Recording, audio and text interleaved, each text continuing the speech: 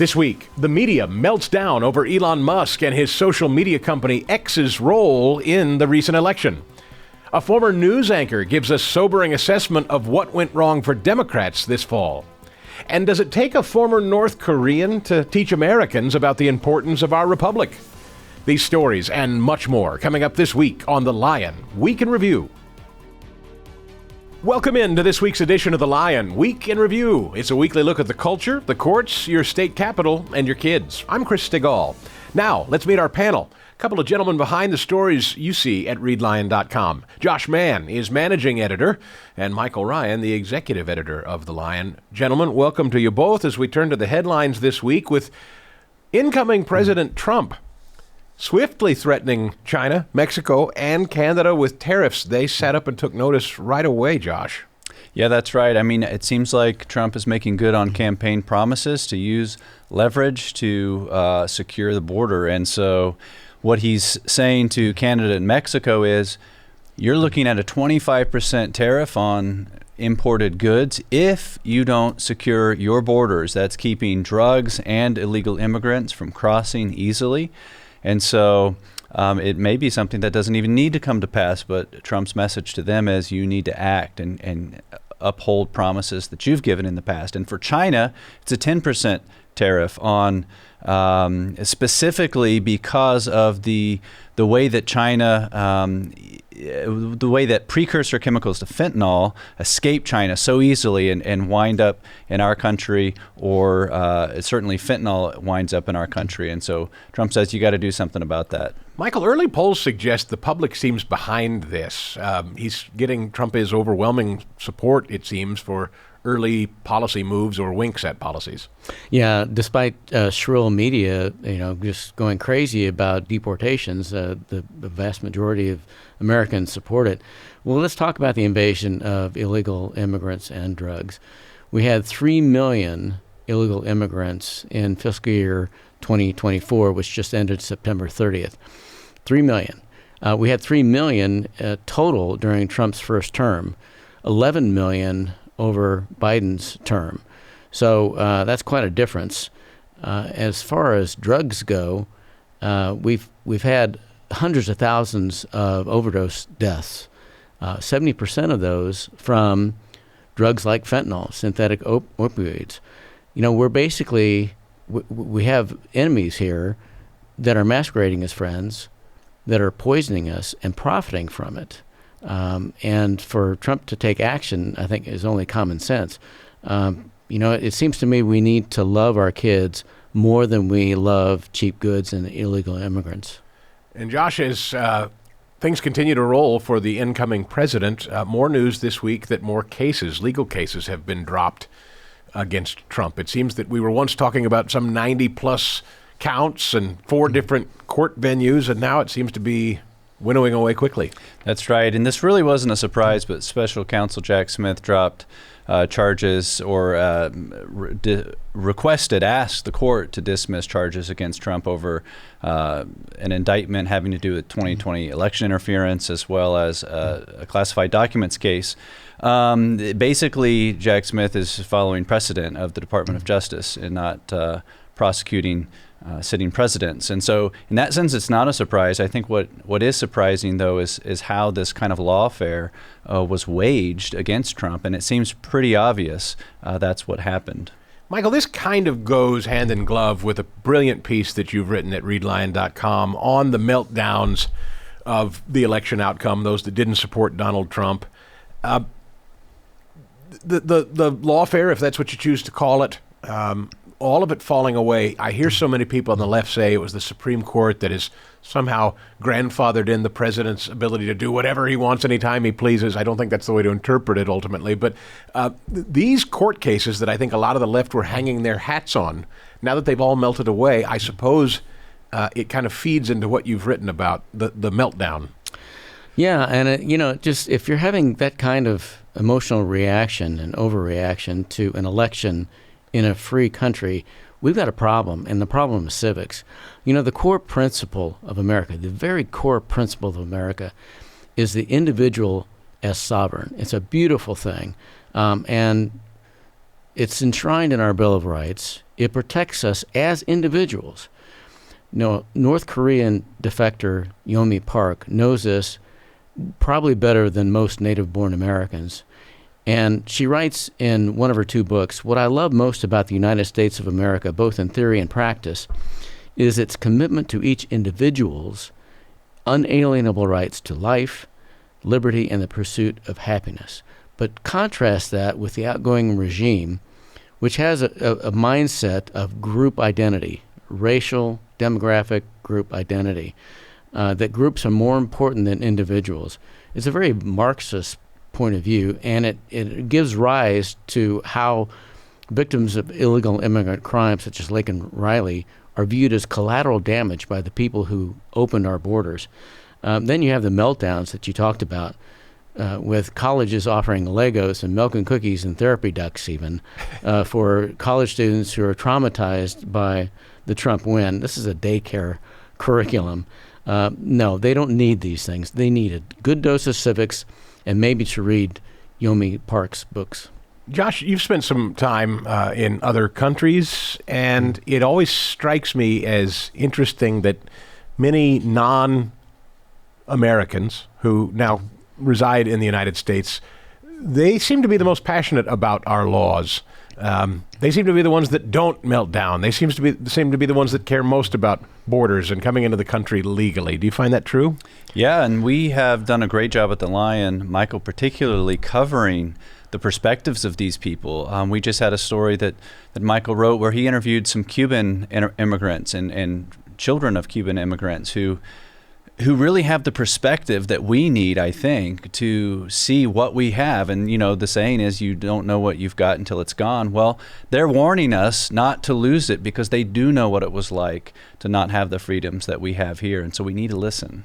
Michael, this phenomenon where almost it's foreign born folks that come into the United States are teaching so many of us the importance of our laws. I think that's the whole thrust of your piece, is that people growing up in the country almost take it for granted or don't learn it, while foreign-born folks are desperate to come here because of it. Yeah, and you really need to read Yeonmi Park's books because she has this fresh perspective of landing in Times Square in New York after being totally, literally in the dark in North Korea, being starved and finding all this abundance of light, of food and activity, all the freedoms that we enjoy, and really appreciating America much more than Americans do, myself included. I mean, we just can't really appreciate what we have, as Josh said, until we lose it or until we see it through the eyes of somebody new.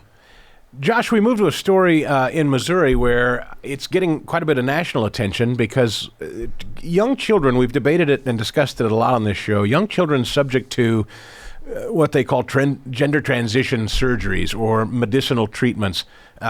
Many states or municipalities and counties have moved to outlaw this, Missouri being one, and it's gone to the courts. What do we know about it there? Yeah, well, the good news is the SAFE Act in Missouri is safe. The SAFE Act is Missouri's Save Adolescents from Experimentation Act. It was a law passed and signed in 2023 here in the state, and it protects minors from treatments such as puberty blockers, but also transgender surgeries and operations. Well, shortly after it was signed into law, the ACLU sued on behalf of some transgender folks and some others, and the Cole County Circuit Court has just issued a ruling that, in fact, HB 49, the law behind the SAFE Act, is constitutional. And they leaned heavily on an Indiana case where a similar law was upheld there, and so they leaned on that court's reasoning.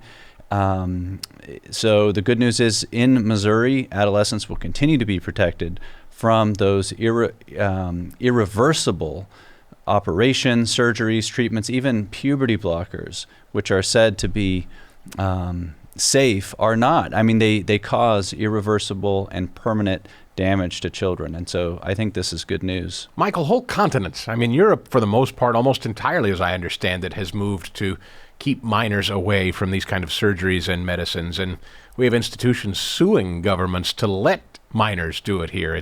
I wonder when we'll catch up. Well, I think this continent is catching up. I think the election was a reflection of that. A lot of people see the election results November 5th as an indictment of and a rejection of these kinds of woke ideas. Now, in terms of the law in Missouri, the SAFE Act, I have to wonder how safe it really is, because we just passed in Missouri a constitutional amendment allowing for abortion to be enshrined in the Constitution called Amendment 3. And it includes broad, undefined reproductive rights. It's a right to reproductive freedom, as it says. And a lot of people are concerned that that may be interpreted by the courts as a right to sex changes, even for minors. And Josh, with just a couple of seconds left to go, I wanted to touch on these two Christian athletes in California who are suing through Title IX, alleging some violations there. What do we know?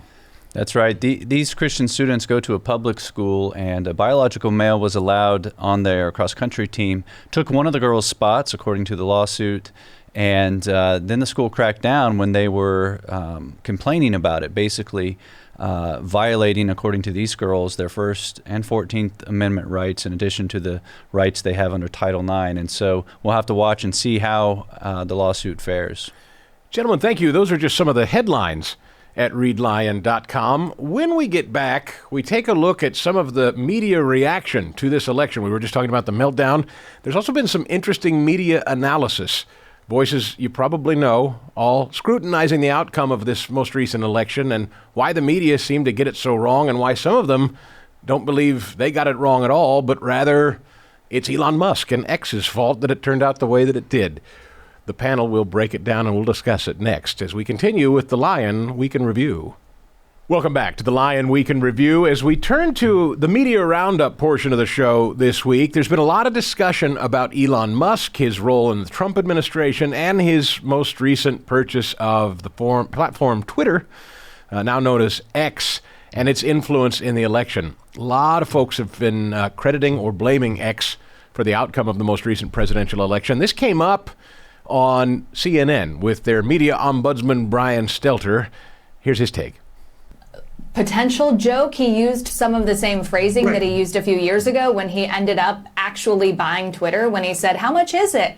just fairly casually. Yes. I mean, it would seem that, yes, there is a fair amount of trolling going on right now, but at the same time, Comcast is cleaving off a part of the business that could potentially be an affordable acquisition.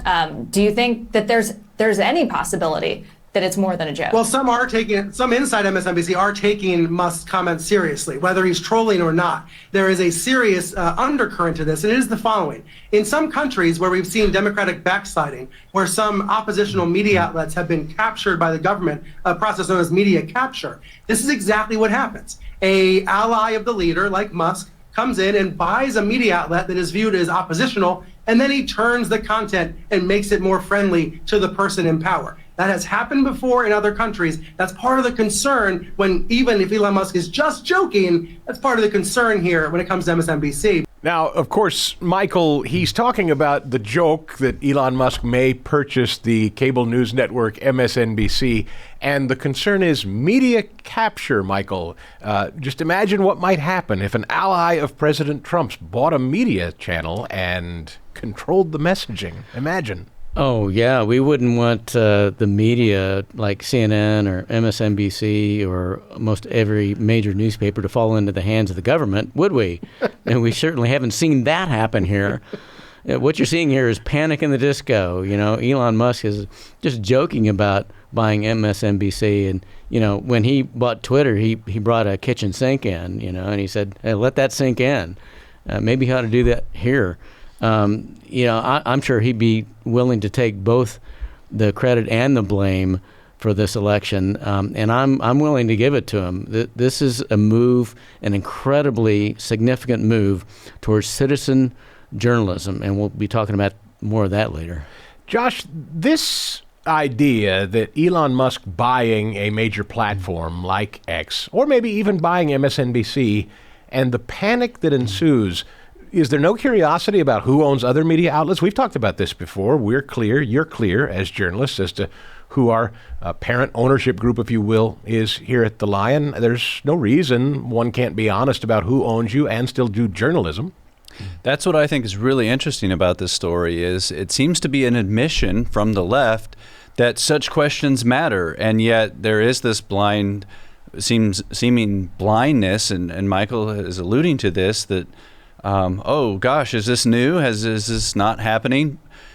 Plus, it's not even the same thing. I mean, I think you can look at ideological alignment of mainstream media with the leftist ideology, how reporters in major newsrooms identify party-wise. There was something about, I forget what percentage of Washington Post reporters are registered Democrats, but it's most of them. And so you can see factually that there is an alignment there. But with X, we have reports that it's balanced. Elon Musk has so far championed free speech. Anything goes pretty much, and so there isn't even the kind of alignment on X that we see with the mainstream media. Yeah, and we'll get to that in a minute with a panel discussion on CNN as well regarding Scott Jennings' comments that Twitter, or now X, is more balanced. But before we do that, I wanted to play for you Jim Vandehei, who is now the gentleman who runs, ostensibly, Axios, which is a news organization that many in politics particularly follow. And Jim Vandehei is receiving an award at the National Press Club in the last week, gentlemen, and I wanted to play for you some of his comments in receiving this award, specifically about Elon Musk, who has really gotten under his skin when it comes to the subject of journalism. Everything we do is under fire. Elon Musk sits on Twitter every day, or X today, saying like, we are the media, you are the media. My message to Elon Musk is, bullshit. You're not the media.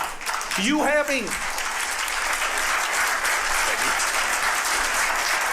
having a blue check mark, a Twitter handle, and 300 words of cleverness doesn't make you a reporter any more than me looking at your head and seeing that you have a brain and telling you I have an awesome set of tools makes me a damn neurosurgeon, right? Like what we do, what journalists do, what you did in Mississippi, what Al Jazeera does in the Middle East.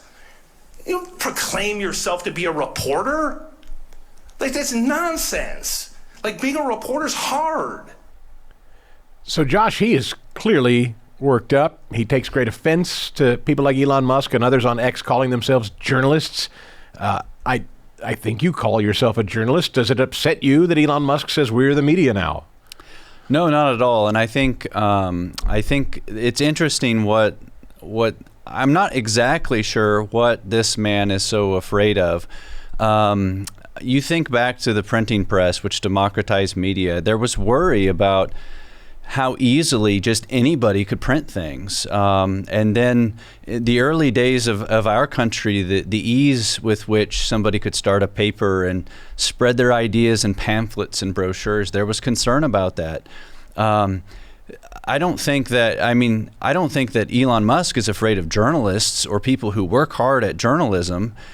His point is that the legacy media has lost credibility and that they've been essentially replaced to some extent in terms of trust of the public by citizen journalists. And by the way, on X, there are a ton of bona fide journalists. There are a ton of people who are doing a lot of hard work investigating.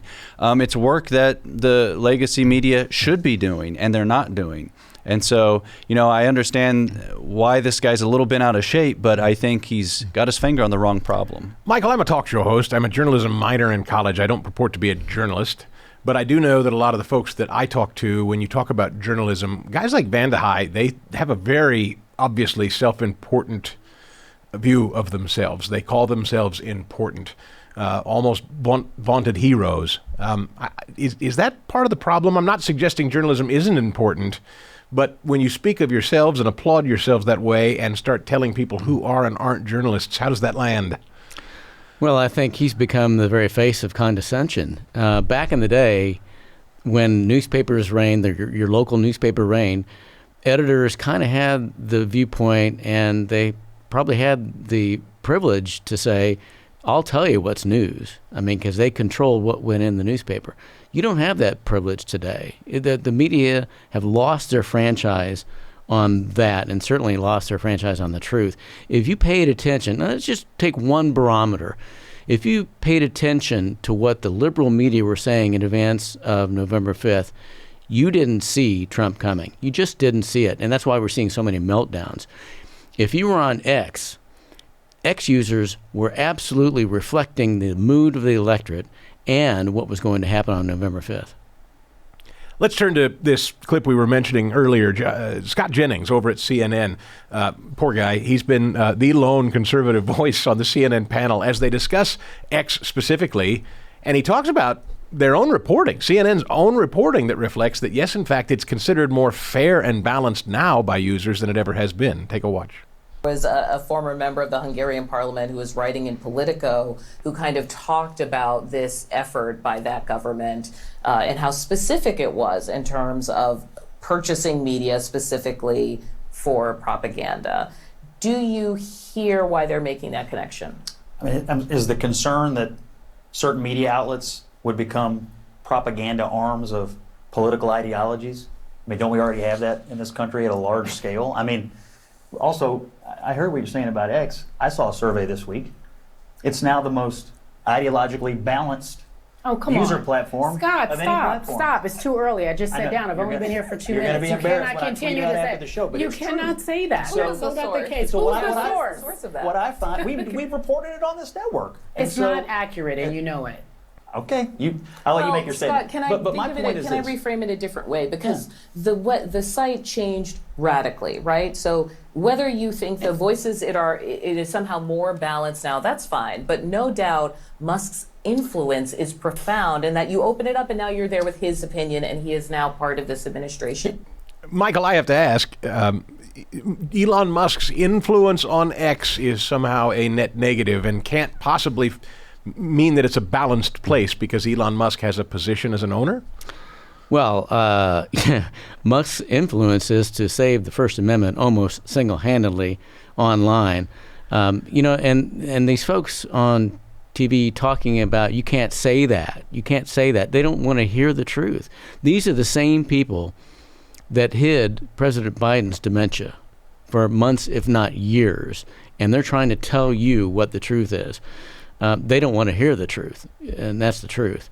And they seem to take a personal stake in public policy and election results. Why not just report the news? Actually, a lot of the people on X are just doing that. Finally, we wrap this segment with Brian Williams, a fascinating, honest assessment of where the Democrats failed in this election cycle now that he's no longer behind the news desk. Take a watch. I think it needs to be stripped down and rebuilt. I think that means a change in leadership. I want to know who thought it was a good idea that Joe Biden stand for another 4 years at 80 years of age and 37% popularity. So then that saddled the party with a British-like short campaign season for them. I think it's insulting when members of the working class, which the Democratic Party has lost entirely in our lifetimes, to insist the economy's doing great. A 12-pack of Bounty is $40. Rich folks don't feel that. Poor folks already switched to Sparkle during the during the lockdown. And I think telling them that the NASDAQ is gangbusters is further insulting. It's insulting. I think the biggest unforced error of the Biden administration by far was the border. To tell people it's not a problem is insulting. For the working class to see incoming migrants getting welcome bags, debit cards, and motel rooms is probably insulting as well. Fellas, I've got about 30 seconds for each of you when I ask you this question. Josh, would that have been something we'd hear from Brian Williams when he was sitting behind the news desk at MSNBC or NBC when he was the chief nightly news anchor? I don't think so. It seems awfully honest, but it's welcome as far as I'm concerned. But I think the reason it's insulting what the Democratic Party told the American public is because it's insulting to be lied to, and they lied to the American public, and the American public are fed up with it. And so I think we need to call out those lies, and I'm glad that Jennings is doing it. I hope that, or Williams, I hope that he'll continue to do it. Michael? Yeah, I mean, the Democratic Party and the media both need to be stripped down and remade, like Brian Williams is talking about. There's been a pandemic of imperiousness in both. When we get back, our favorite stories of the week at readlion.com. Stay tuned. Welcome back to the Lion Week in Review. Before we wrap, we always like to ask the panel about their favorite stories online at readlion.com. Josh Mann, we start with you this week. Well, the sharpest kicker in NFL history is also one of the sharpest dressed. This is Harrison Butker of the Kansas City Chiefs. I had a chance to actually meet him about a week and a half ago. A store he co-owns was opening a new location. It's called Shepherd's. It's menswear. And it's no surprise, if you know much about Harrison, that he would be interested in investing in menswear. But the idea for him is that when you elevate your dress, you elevate men. And he has a real desire to elevate society, to see men live up to their full potential. And, you know, if you've ever put on a nice jacket or walked out of the house in something really nice, you put your shoulders back, your chin is up, and that's what he wants to do for society. That story is forthcoming, so I hope you'll watch for it on The Lion. He seems deeply interested in the issue of masculinity. He's the same guy that got in trouble talking about traditional marriage roles earlier in the year, Josh. Yeah, that's right. And he makes, he's not ashamed at all. He's as bold as he's ever been in talking about the fact that men need to step up. And he, you know, clothing is just one small way that men can do that. But it really, for him, the message is bigger, just as you say, calling men to step up and to be men in society. Michael Ryan, your favorite story of the week. My favorite story of the week, because it's so intriguing, is that the special counsel, Jack Smith, has moved to dismiss both the election interference federal case and the classified docs federal case. But they've been dismissed without prejudice, which means they can be revived and they can last through his term in office. So are they going to come back? They're in a coma. They're not dead. And the same is true with two state cases as well, the hush money and the Georgia overturned election case. Is this a Frankenstein monster, this lawfare that they waged this year? Because it's a awful precedent. It's something that is third world slippery slope kind of stuff you don't want to go down. Panel, thank you. Great job this week. And that will do it for all of us this week at the Lion Week in Review. Be sure to keep up to date on all the latest news each and every day at readlion.com. Until next week, for all of us at the Lion, thanks for downloading and listening to the show. We'll see you next week.